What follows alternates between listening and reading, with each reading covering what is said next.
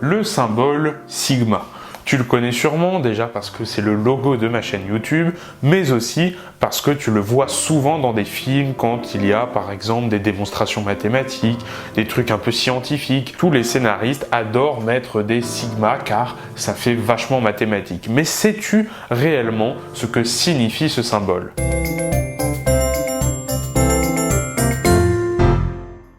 Salut, aujourd'hui je vais t'expliquer comment fonctionne le symbole de la somme, autrement dit le sigma majuscule. Déjà ce qu'il faut comprendre c'est que ce symbole on l'utilise pour faire des sommes qui sont techniquement très longues, c'est-à-dire que plutôt que d'écrire par exemple 1, plus 2, plus 3, plus 4, plus 5, plus 6, plus 7, plus 8, plus 9, plus 10, voilà, plutôt que d'écrire ça comme ça, eh bien on peut le simplifier, le réduire en utilisant ce symbole de somme.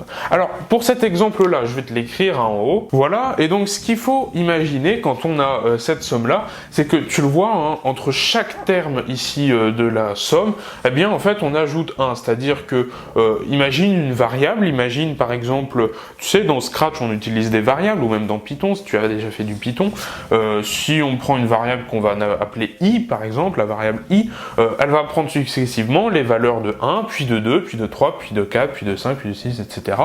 Donc jusqu'à 10. Et cette variable i, à chaque fois on va l'additionner avec la somme des termes précédents. C'est exactement ce principe-là qu'on va utiliser lorsqu'on va écrire comme ça le symbole sigma. Déjà on va choisir un nom pour une variable. Donc ici j'ai pris la variable i, donc ça fonctionne très bien, on va prendre i. I est égal à. Donc ici on va marquer la première valeur, on va écrire la première valeur de i. Alors la première valeur de i c'est quoi ici? C'est 1. Donc on va prendre ici un 1. Et quelle est la dernière valeur que va prendre notre i? Ici ça va être 10. Et ça on va l'écrire où? On va l'écrire là. C'est-à-dire que notre i va prendre toutes les valeurs de 1 à 10. Et ensuite à droite du sigma il faut rajouter qu'est-ce qu'on va additionner à chaque tour. Qu'est-ce qu'on va sommer ici? Qu'est-ce qu'on va rajouter ici dans notre somme? Ici ça va être tout simplement notre variable i. C'est-à-dire que notre variable i au départ elle va prendre la valeur de 1.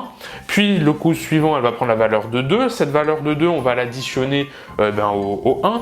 Puis le tour d'après, la variable i va prendre la valeur de 3, cette valeur 3, on va l'additionner ici devant. Et donc ce symbole sigma, il sert tout simplement à contracter cette somme qui est quand même vachement longue, tout simplement en écrivant que i commence à 1, i se termine à 10, et qu'est-ce qu'on somme, qu'est-ce qu'on additionne? On additionne toutes les valeurs de i, donc de 1 jusqu'à 10. Et en fait, ce qu'il faut bien comprendre ici, c'est que i prend vraiment toutes les valeurs entières de 1 jusqu'à 10, c'est-à-dire qu'il ne va pas prendre de valeurs décimales, par exemple 1,5, 3,8, non, c'est vraiment toutes les valeurs entières de 1 à 10. Maintenant, si j'écris ça, si je fais donc la somme de i égale 1 à 10 de 2i. Ici, j'écris à droite 2i et non plus i.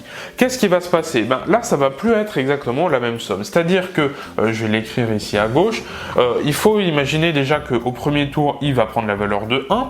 Sauf que c'est pas 1 qu'on va additionner ici, c'est pas 1, ça sera 2i, donc 2 fois 1. Autrement dit, le premier terme de notre somme, ça va être un de 2 fois 1, donc 2. Le tour d'après, i va prendre la valeur de 2. Et du coup, qu'est-ce qu'on va additionner? On va additionner 2 fois i, donc 2 fois 2. Autrement dit, 4, donc 2 plus 4. Le tour d'après, i va prendre la valeur de 3, donc 2 fois 3, donc autrement dit 6, etc. En fait, tu as compris le principe, plus 8, plus 10, plus 12, etc. Voilà, et comme ça, jusqu'à 20. Ensuite, je peux faire autre chose, si je mets par exemple i égale de 0 jusqu'à 5 par exemple, de, je sais pas moi, 3 puissance i. Par exemple. Là, je vais faire en fait la somme des puissances de 3 de 0 à 5. Ce qui va faire donc que le premier tour, i va prendre comme valeur 0. On va avoir donc du 3 puissance 0. 3 puissance 0, ça fait 1. Plus, le tour d'après, i va prendre la valeur de 1. On va avoir donc du 3 puissance 1. Donc 3 puissance 1, ça fait 3. Plus, i va prendre la valeur de 2. 3 puissance 2, 3 au carré, ça fait 9. Etc. Donc après, i va prendre la valeur de 3. 3 puissance 3, ça fait 27. Voilà. 3 puissance 4, ça fait donc 81.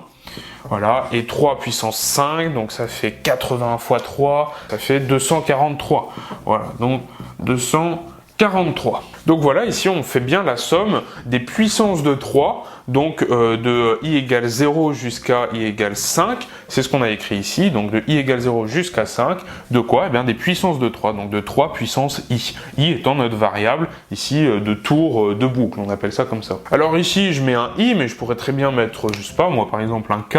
Par contre, si je change ici, il faut que je change tous les i qui sont à droite de mon sigma. Donc ici, on n'aura plus de i, on aura du coup un k. En fait, i et k, c'est ce qu'on appelle des variables muettes, hein, autrement dit, des variables qui ne changent pas finalement le résultat final à partir du moment où quand on change une variable muette, on change toutes les variables muettes qui sont censées être égales. C'est un peu comme les fonctions, tu sais, le f de x égale par exemple 3x plus 5, ton x c'est entre guillemets une variable muette parce que tu peux aussi changer le x, tu peux mettre je sais pas moi un z, par contre dans ce cas là, dans la définition de ta fonction, il faut que tu changes tous les x en z.